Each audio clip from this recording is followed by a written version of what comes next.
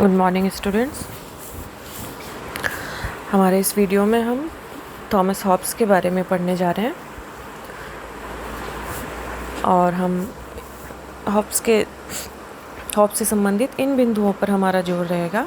सर्वप्रथम हम हॉब्स के जीवन परिचय, हॉब्स की रचनाएं, हॉब्स के चिंतन पर प्रभाव डालने वाली परिस्थितियां, हॉब्स की अध्ययन पद्धति, वैज्ञानिक भौतिकतावाद, हॉब्स का सामाजिक समझौता सिद्धांत, हॉब्स के सामाजिक समझौता सिद्धांत की विशेषताएं, उनके समझौता सिद्धांत की आलोचनाएं, हॉब्स के संप्रभुता सिद्धांत, फिर हम अध्ययन करेंगे उनके शासन के भेद, राजतंत्र एवं अन्य शासन पद्धतियाँ, हॉब्स के कानून संबंधी विचार, राज्य एवं चर्च के संबंध में हॉब्स के विचार, हॉब्स के राज दर्शन में निरंकुशतावाद एवं व्यक्तिवाद के तत्व, राजनीतिक चिंतन के इतिहास में हॉब्स का योगदान।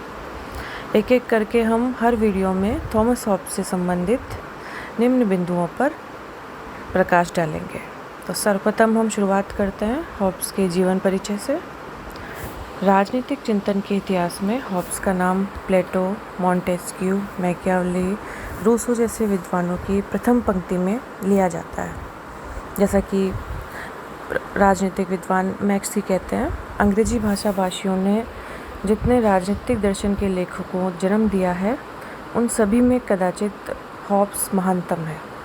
वही पहले दार्शनिक है जिन्होंने राजनीतिक चिंतन में निरंकुशतावाद एवं धर्मनिरपेक्षतावाद के लिए एक वैज्ञानिक आधार बनाया तथा भौतिक विज्ञानों में प्रयुक्त होने वाली पद्धति को दर्शन एवं राजनीतिक चिंतन का आधार देकर राजनीति को विज्ञान का रूप दिया। थॉमस हॉब्स को राजनीतिक शास्त्र के क्षेत्र में सामाजिक समझौता सिद्धांत की नवीन परंपरा को विधिवत जन्म देने और विकसित करने का श्रेय जाता है। ये तो हमने देखा कि थॉमस हॉब्स किस प्रकार से एक राजनीतिक वैज्ञानिक की भांति हमारे राजनीतिक सिद्धांत के युग में सूरज की भांति उदय हुए और उन्होंने अपनी निम्न अध्ययन पद्धतियों के माध्यम से अपना प्रभाव डाला। अन्य एक विद्वान हैं वेपर, वे कहते हैं राजनीतिक दर्शन के इतिहास में हॉब्स जो प्राय निरंकुश शासनवादी माना जाता है शायद सबसे अधिक व्यक्तिवादी है। तो वैज्ञानिक चिंतन प्रणाली, ऐतिहासिक एवं भौतिकवादी समीक्षा, तर्क सिद्धांत व्याख्या, सुवीक्षण शैली एवं विचारोत्तेजक लेख, ये सभी हॉब्स की देन है। तो हॉब्स को अगर जाना जाता है तो उनकी प्रमुख वैज्ञानिक पद्धति, उनके व्यक्तिवाद, उनके निरंकुशतावाद, उनके यथार्थवाद एवं उनके द्वारा दिया गया लेव्याथन इत्यादि, इनके बारे में हम आगे आने वाले वीडियोस में क्रमशः देखते रहेंगे। अगर हम हॉब्स के जीवन परिचय के बारे में संक्षेप में समझने की कोशिश करें तो वो इस प्रकार है कि थॉमस हॉब्स मूल रूप से इंग्लैंड के थे। उनका जन्म 1588 में मेल्सबरी के पास वेस्टपोर्ट में हुआ। उनके पिता वेस्टपोर्ट में एक पादरी हुआ करते थे, पर अपने क्रोधी स्वभाव के कारण उनके पिता ने एक अन्य पादरी पर हमला कर दिया और जिनके कारण उन्हें अपने 3 बच्चों और पत्नी को छोड़कर निर्वासित होना पड़ा। पिता की अनुपस्थिति में हॉब्स का पालन उनके चाचा ने किया, परंतु हॉब्स बचपन से ही विलक्षण प्रतिभा के धनी थे। उन्होंने 4 वर्ष की अवस्था से अच्छी तरह पढ़ना लिखना सीख लिया था और 6 वर्ष की अवस्था में ग्रीक एवं लैटिन का अध्ययन शुरू किया। 15 वर्ष की आयु में ही ऑक्सफोर्ड विश्वविद्यालय में उन्होंने प्रवेश लिया और 5 वर्ष बाद वह विश्वविद्यालयों में प्रचलित तत्कालीन स्कॉलास्टिक शिक्षा पद्धति के प्रति तीव्र घृणा लेकर स्नातक हुए। आगे हम बात करते हैं 1608 में, जब उनकी आयु 20 वर्ष की थी, वो इंग्लैंड के कैवेंडिश नामक एक सम्भ्रांत उच्च कुल के विलियम कैवेंडिश का शिक्षक नियुक्त हुआ। 1628 में हॉब्स कैवेंडिश परिवार को छोड़कर क्लिंटन के पुत्र का अध्यापक नियुक्त हुआ। 1640 में राजा और संसद में संघर्ष छिड़ने पर उनका ध्यान गणित शास्त्र से राजनीति शास्त्र की ओर आकृष्ट हुआ। शुरुआत में हॉब्स की रुचि मैथमेटिक्स में थी, लेकिन 1640 में जब उन्होंने गृह युद्ध देखा तो उनकी मानसिक स्थिति में परिवर्तन आया और उन्होंने राजनीति शास्त्र के प्रति अपना झुकाव अग्रसर किया। उसने निरंकुश राष्ट्रसत्ता में के समर्थन में एक पुस्तक भी लिखी है। इस कारण इंग्लैंड में अपना रहना संकटपूर्ण समझते हुए वो भागकर फ्रांस चले आए। 11 वर्षों तक वह फ्रांस में रहा। इसी अवधि में उन्होंने डी सीवे की रचना की, जो 1622 में प्रकाशित हुई। इसी कालावधि में वो पेरिस से भागकर आए हुए युवराज तथा भावी राजा चार्ल्स सेकंड का गणित शास्त्र का अध्यापक भी रहा है। 1651 में अपने प्रसिद्ध ग्रंथ लेवियाथन का प्रकाशन किया उन्होंने। उसके बाद क्रमशः उन्होंने 1655 एवं 1659 में डी कॉर्पोर डी होमिने का प्रकाशन भी किया। 1660 में क्रैमवेल द्वारा स्थापित कॉमनवेल्थ की समाप्ति हुई। इंग्लैंड में पुनः राजतंत्र की स्थापना हुई और पेरिस में उन्होंने गणित पढ़ने वाला युवा चार्ल्स द्वितीय के नाम से ब्रिटेन की राजगद्दी पर बैठा उनके जीवन का संकट भी टल गया। इस प्रकार से जो थॉमस हॉब्स की जीवन में जो हलचल चल रही थी उनमें कहीं ना कहीं ठहराव आया।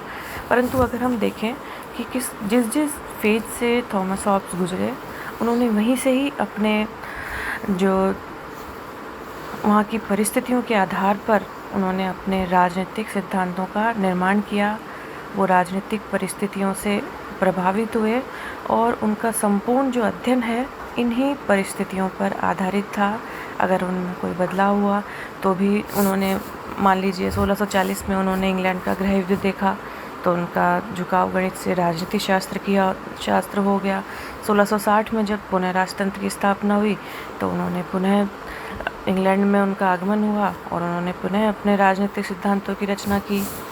फ्रांस में रहते हुए उन्होंने विभिन्न अपनी पुस्तकों का प्रकाशन किया और उनकी जो महान कृति है लेवियाथन, उसका प्रकाशन भी उन्होंने इंग्लैंड में रहते हुए किया। तो मूल रूप से 1640 का गृह युद्ध और 1640 में इंग्लैंड में पुनः राजतंत्र की स्थापना, इन्होंने थॉमस हॉब्स के जीवन में एक माइलस्टोन वाला काम किया। 1668 में उन्होंने dialogue on the civil sorts की रचना की, जिसमें गृह युद्ध की विवेचना करते हुए इसका उत्तरदायित्व संसद के समर्थकों पर डाला और उन वैध राजतंत्रवादियों की आलोचना की जो इंग्लैंड में राजा का शासन एवं शक्तियाँ संसद द्वारा सीमित करना चाहते थे। हॉब्स की जो मूल रचनाएं हैं वो इस प्रकार है। डी सीवी, जो कि उन्होंने 1622 में लिखी। डी कॉर्पोरे, जिसका प्रकाशन 1640 में हुआ। लेवियाथन के लिए ही हॉब्स मूल रूप से जाने जाते हैं, इसका प्रकाशन 1651 में हुआ। एलिमेंट्स ऑफ लॉ, डी होमिनी आदि। लेवियाथन में हॉब्स के राजनीतिक विचारों का सर्वोत्तम परिचय मिलता है। यह हॉब की अमर कृति है। इसके 4 भाग आए। पहले भाग में प्राकृतिक अवस्था, दूसरे में राज्य की उत्पत्ति, तीसरे में चर्च और राज्य के संबंध तथा अंतिम चौथे भाग में कैथोलिक चर्च के आलोच्य पक्षों का निवारण किया गया। लेवियाथन एक विशालकाय समुद्री राक्षस है, जिसके माध्यम से हॉब्स समझौते से उत्पन्न संपूर्ण प्रभुत्ता संपन्न राजशक्ति का स्वरूप प्रतिपादित करना चाहते हैं। उन्होंने अपनी रचना के मुख्य पृष्ठ पर ही, अगर हम कभी आप लोगों को लेवियाथन देखने का मौका मिले तो आप देखेंगे कि लेवियाथन के मुख्य पृष्ठ पर इसे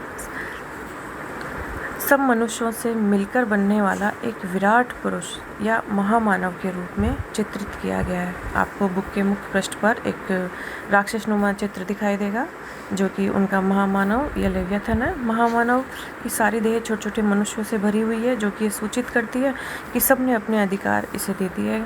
सामाजिक समझौते से प्रभुत्ता संपन्न लेवियाथन का निर्माण होता है।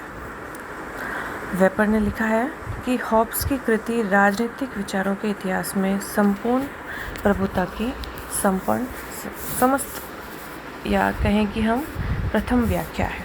तो इस प्रकार हमने देखा कि हॉब्स कौन थे, कहाँ पैदा हुए और उनकी मुख्य कृतियाँ कौन कौन